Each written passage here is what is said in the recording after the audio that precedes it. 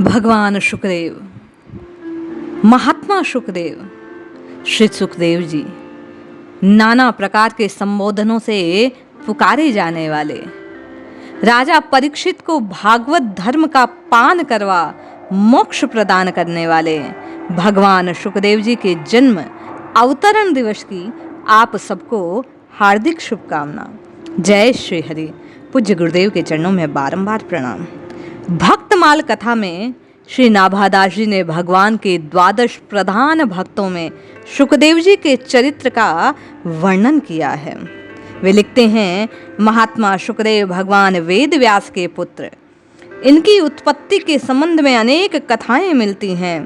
कहीं इन्हें व्यास की पत्नी वटिका के तप का परिणाम, कहीं व्यास जी की तपस्या के परिणाम स्वरूप भगवान शंकर का आशीर्वाद कहा गया। एक कथा ऐसी भी मिलती है, जब इस धराधाम पर भगवान श्री कृष्ण और श्री राधिका जी का अवतरण हुआ, तब श्री राधिका जी का कीड़ा शुक भी इस धराधाम पर आया। उसी समय भगवान शिव पार्वती जी को अमर कथा सुना रहे थे। पार्वती जी की कथा सुनते सुतरे निंदा में वशीभूत हो गए। जब उनको नींद आ गई तो शुक ने हुंकार भरना प्रारंभ किया। जब भगवान शिव को इस बात का ज्ञात हुआ तो उन्होंने शुक को मारने के लिए उसका पीछा करा। शुक भागकर व्यास जी के आश्रम में आया, सूक्ष्म रूप बना उनकी पत्नी के मुख में प्रविष्ट हो गया। भगवान शंकर वापस लौट गए। यही शुक व्यास जी के अयोनिज पुत्र के रूप में प्रकट हुए।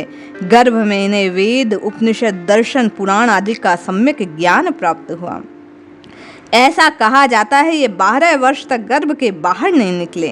तब भगवान श्री कृष्ण ने स्वयं आकर इन्हें आश्वासन दिया कि आप बाहर आओ, आप पर मेरी माया का प्रभाव नहीं होगा। इस प्रतिज्ञा को सुनकर ही वे गर्भ से बाहर निकले। जन्मते ही श्री कृष्ण अपने माता पिता को प्रणाम कर इन्होंने तपस्या के लिए जंगल की राह ली। व्यास जी इनके पीछे पीछे हाँ पुत्र पुकारते हुए दौड़ते रहे, किंतु ये वापस न आए।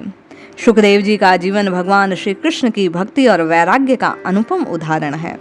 व्यास जी की हार्दिक इच्छा थी कि शुकदेव श्रीमद् भागवत जैसी परमहंस संहिता का अध्ययन करे, किंतु ये मिलते नहीं।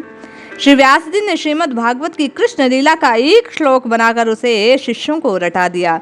वे उसे गाते हुए जंगल में समिधा लाने के लिए जाया करते। एक दिन शुकदेव जी ने उस श्लोक को सुन लिया।